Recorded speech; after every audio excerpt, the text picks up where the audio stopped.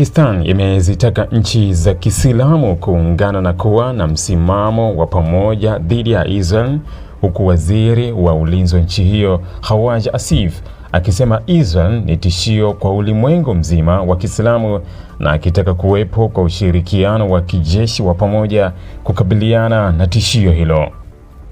Asif alitoa kauli hiyo katika mahojiano na chombo cha habari cha Pakistan jana Jumamosi, Agosti 8 mwaka 2026, siku moja tu baada ya Pakistan, Saudi Arabia na Uturuki kusaini makubaliano ya pamoja ya ulinzi yanayolenga kuimarisha ushirikiano wao katika masuala ya usalama na kijeshi. Waziri huyo alisema suala la Israel linapaswa kuwa moja ya maeneo yanayozifanya nchi za Kiislamu kushirikiana kwa karibu zaidi, akiongeza kuwa hana shaka kuhusu umuhimu wa mataifa hayo kuwa na msimamo mmoja. Linapokuja suala la Israel, nchi zote za Kiislamu zinapaswa kuungana. Sina shaka kabisa kuhusu hilo, alisema Asif. Aliongeza kuwa kutokana na mwenendo wa sasa wa Israel pamoja na kile alichokiita historia ya matendo ya nchi hiyo katika eneo la Mashariki ya Kati, mataifa ya Kiislamu hayawezi kulichukulia swala hilo kama jambo linalohusu Palestina pekee. Kwa mujibu wa Asif, Israel inaweza kuwa tishio kwa nchi yoyote katika eneo hilo, na kwa sababu hiyo anataka mataifa ya Kiislamu kuimarisha ushirikiano wao badala ya kushughulikia swala la kila nchi kivyake.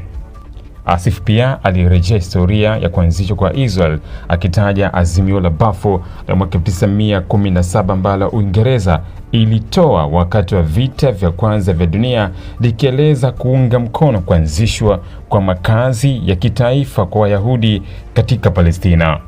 Alisema historia hiyo ni sehemu muhimu ya kuelewa chanzo cha mgogoro wa Israel na Palestina, akidai kuwa kuanzishwa kwa Israel kulifuatiwa na mfululizo wa migogoro ambayo imeendelea kuathiri usalama wa Mashariki ya Kati hadi leo. Israel ni zao la azimio la Balfour na inaweza kuwa tishio la moja kwa moja kwa nchi yoyote katika eneo hili, alisema. Kauli hiyo inaonyesha msimamo mkali ambao Pakistan imeendelea kuwa nao kuhusu Israel. Islamabad haina uhusiano wa kidiplomasia na Israel na kwa muda mrefu imekuwa ikiunga mkono haki ya Wapalestina ya kuwa na uhuru wa taifa lao. Asif pia aliongeza kuwa msimamo wake dhidi ya Israel hautabadilika hata kama waziri mkuu wa Israel Benjamin Netanyahu ataondoka madarakani katika uchaguzi unaotarajiwa kufanyika Oktoba 27 mwaka huu. Alisema tatizo kwa mtazamo wake si tu mtu mmoja anayeshikilia madaraka nchini Israel, bali ni sera na mtazamo mpana wa Israel kuhusu Palestina na mataifa mengine ya eneo hilo. Haijalishi ni nani atakayekuja madarakani Jerusalem, iwe ni waziri mkuu wa zamani Naftali Bennett au kiongozi mwingine yote, tofauti zitakuwa ndogo tu, alisema. Asif pia alidai kuwa hata iwapo Netanyahu ataondoka madarakani, sera za Israel kuhusu Palestina hazitabadilika kwa kiwango kikubwa.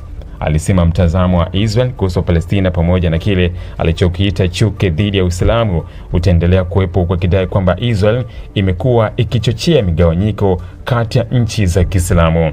Mtazamo wao kuhusu Palestina na mtazamo wao dhidi ya Uislamu hautatoweka, alisema Asif. Akaongeza kuwa suala la Palestina linapaswa kuwa msingi wa mshikamano wa mataifa ya Kiislamu na kwamba nchi hizo zinapaswa kuwa na msimamo mmoja hadi pale mgogoro huo utakapopatiwa suluhisho la kudumu. Madam suala la Palestina halijapatiwa suluhu ya kudumu, ulimwengu wa Kiislamu unapaswa kusimama pamoja dhidi yao, alisema.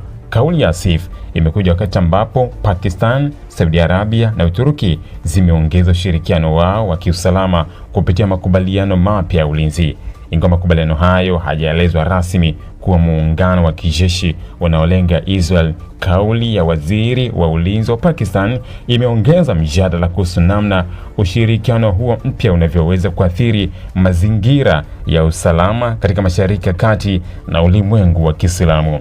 Pakistan ina moja ya majeshi yenye nguvu zaidi katika Asia Kusini, huku Saudi Arabia ikiwa ni miongoni mwa nchi zinazotumia fedha nyingi katika ulinzi wa Mashariki ya Kati. Uturuki kwa upande wake ni mwanachama muhimu wa NATO na ina jeshi kubwa pamoja na uwezo mkubwa katika teknolojia za kijeshi. Hata hivyo, kuundwa kwa msimamo mmoja wa kijeshi wa nchi zote za Kiislamu dhidi ya Israel si jambo rahisi kutokana na tofauti kubwa zilizopo miongoni mwa mataifa hayo kuhusu sera za nje, masuala ya usalama na uhusiano wao na Israel. Baadhi ya nchi za Kiarabu zimeanzisha uhusiano wa kidiplomasia na Israel, wakati nyingine kama Saudi Arabia hazina uhusiano rasmi wa kidiplomasia na Israel.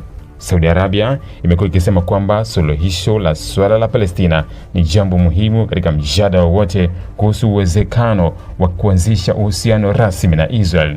Pakistan yenyewe imeendelea kukataa kuitambua Israel na imekuwa ikisisitiza kwamba haki za Wapalestina zinapaswa kuheshimiwa na kwamba kuwepo kwa taifa huru la Palestina ni sehemu muhimu ya suluhisho la mgogoro wa Mashariki ya Kati.